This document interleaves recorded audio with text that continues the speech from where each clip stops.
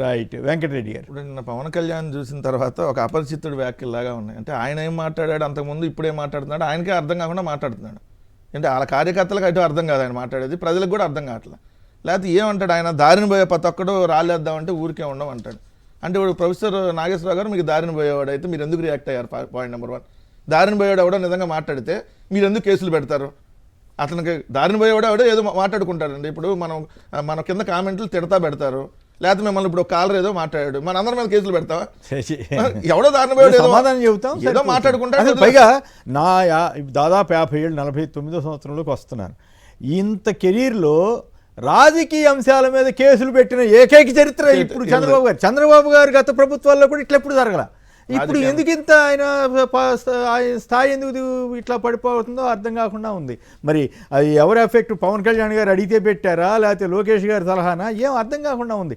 దానివల్ల ప్రభుత్వానికే నష్టం తప్ప, సరే ఈ నాగేశ్వర గారికో ఇంకోళ్ళకో కొద్దిగా సమస్య ఉండొచ్చు, ఇబ్బందిగా ఉండొచ్చు, కానీ ఓవరాల్గా వాళ్ళక్కడ అప్రతిష్ట ఎంత బలహీనంగా లేకపోతే ఇటు పిచ్చి కేసులు పెడతారా? ఒకటి సార్, ఇప్పుడు ఒక జర్నలిస్ట్ క్వశ్చన్ చేస్తే మనం కేసులు పెడుతున్నాము అని అంటే ఇంక ఈ ప్రభుత్వం ఏ స్థాయికి వెళ్ళిపోయింది అనేది అర్థమవుతుంది. రెండోది, మనం ఏమన్నా పోస్ట్ పెడితే అది ప్రజలకు రీచ్ కాకూడదని చెప్పి డిలీట్ చేపిస్తున్నారు.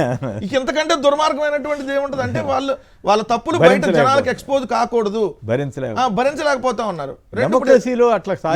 ఇదే పవన్ కళ్యాణ్ జగన్ గారి మీద ఎన్ని ఆరోపణలు, అబ్బబ్బబ్బా పేపర్ తిరగాలంటేనే భయం వేసేది. ఇప్పటికీ కదా, ఇప్పటికి కూడా రోజు రాసే రాతలు అదే కదా. ఈయన కూడా 30,000 మహిళలు ఇవన్నీ చాలా చెప్పారు కదా. దాని గురించి అది వదంతా. ఇప్పుడు నాగేశ్వర గారిని వదంతులు మాట్లాడకూడదు అన్నారు, మంచిదే. మరి అది వదంతా కాదు, ఇప్పటికి తేల్చలేదు మరి. ఇప్పుడు ఈయన ఏదైనా మాట్లాడచ్చు, ఈయన ఎవరినైనా ప్రశ్నించవచ్చు, ఈయన ఎవరినైనా ఎన్నైనా అనొచ్చు. అవతలాడు మాత్రం ఇది తప్పండి మీరు మాట్లాడుతుందంటే ఆయన ఓర్చుకోలేడు, కోపం వచ్చేస్తుంది విపరీతంగా పవన్ కళ్యాణ్కి. ఎట్ట కోపం వస్తుందంటే ఆయన డైరెక్ట్ కేసులు పెట్టేంత కోపం వస్తుంది. కేసులు పెట్టేంత కోపం రావడంతో పాటు ఆయన ఏమంటాడు, నేను కమాండర్ని, నన్ను మీరు ఎవరు క్వశ్చన్ చేయడానికి వీల్లేదు, క్వశ్చన్ చేస్తాను అని అంటే మీరు బయటికి వెళ్ళిపోండి. జనసేన వాళ్ళకి ఆయన అల్టిమేటం ఇచ్చాడు నిన్న క్లియర్గా. ఆ ఉద్దేశంతో క్లియర్గా నన్ను ఎవరన్నా క్వశ్చన్ చేయాలని అనుకుంటే ఈ పార్టీలో మీరు ఉండొద్దు, వెళ్ళిపోండి. ఇట్లా చెప్పిన నాయకుడు నాకు తెలిసి బహుశా ఈ దేశం కాదు ప్రపంచంలో ఎవడో కూడా తన కార్యకర్త క్వశ్చన్ చేస్తే కార్యకర్తను మెడబెట్టి గెంటేస్తారని చెబుతున్నాడు డైరెక్ట్గా. ఓ పక్కన తెలుగుదేశం వాళ్ళు కొడతారు, ఇంకో పక్క నువ్వు కొడతానంటున్నావు, లేదంటే నువ్వు కూడా వాళ్ళని వెళ్ళిపోమని చెబుతున్నావు. ఇదే ఆయన క్లియర్గా మాట్లాడుతున్నాడు. అది విలేకరులైనా ఇంకొకరైనా ఎవరైనా ప్రశ్నించకూడదు. ఒకవేళ మీరు ప్రశ్నిస్తే కొమ్మినేని గారిని పేటీఎం అంటారు, లేదా ప్రొఫెసర్ నాగేశ్వరం పేటీఎం అంటారు, లేదా ఒక ఛానల్ క్వశ్చన్ చేసింది అనుకోండి దాన్ని పేటీఎం అంటారు. జనసేన కార్యకర్త క్వశ్చన్ చేశాడు అనుకోండి జనసేన, అతను కూడా పేటీఎంఏ. ఇక ఇంతకంటే జనసేనలోనే శత్రువులు ఉన్నారనే వ్యాఖ్య చేసినట్లు. సివిల్ సప్లైస్ డిపార్ట్మెంట్లో ఏదైతే జరుగుతున్నటువంటి అవినీతి మీద, సివిల్ సప్లైస్ డిపార్ట్మెంట్కి సంబంధించిన అవినీతి మీద ఒక ఛానల్లో ఏదైతే ఒక న్యూస్ వచ్చిందంట, అక్రమాలు జరుగుతుంది అని చెప్పి, దాన్ని ఇచ్చింది జనసేన వాళ్ళే అంట. టీవీలో లీకులు ఇవ్వకూడదంట, టీవీలో లీకులు ఇవ్వకూడదు, క్వశ్చన్ చేయకూడదు, అవినీతి జరుగుతున్నా ప్రశ్నించకూడదు. మనమేమో వెళ్ళి సీజ్ ద షిప్ అంటాం.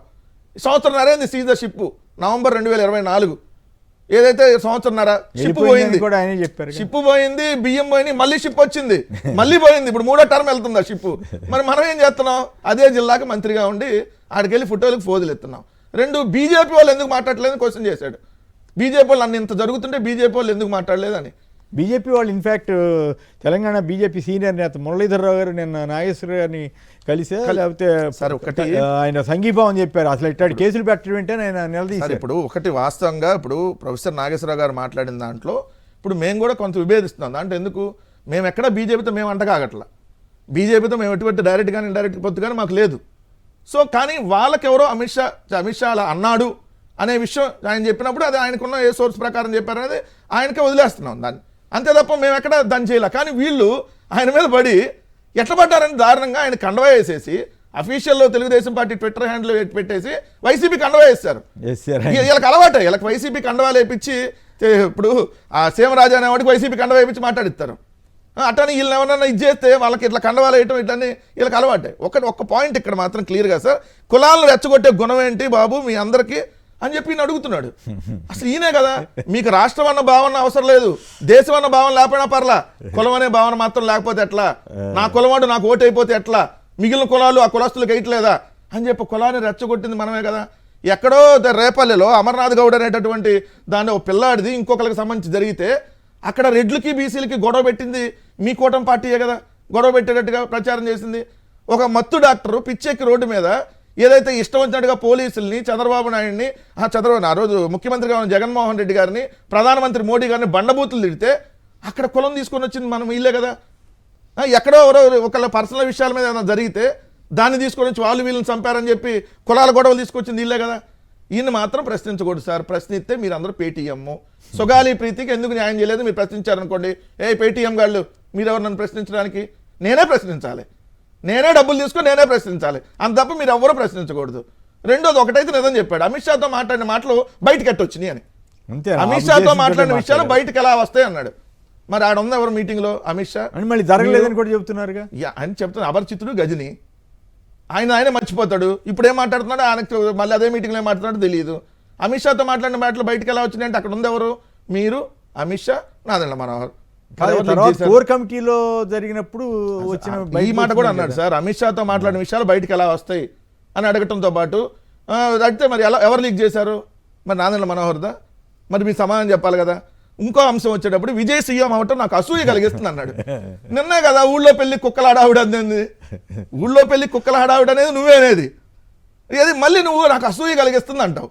అంటే బాగా నీకు గుచ్చుకుంది అనేదే కదా. 15 ఏళ్ళు రోడ్డు మీద ఎక్కడున్నాడు ఆయన? హ్యాపీగా 2014లో పోటీయే చేయలేదు కదా. 15 ఆయన యాడొచ్చాడు సార్. చంద్రబాబు నాయుడు ఇప్పుడు వెళ్ళి ఫ్లైట్ పెట్టి ఈ ఫ్లైట్ ఆల్రెడీ రేపు పొద్దున ఫ్లైట్ బుక్ చేస్తున్నాం, స్పెషల్ ఫ్లైట్ వెళ్ళిరా అంటే వెళ్ళొచ్చాడు.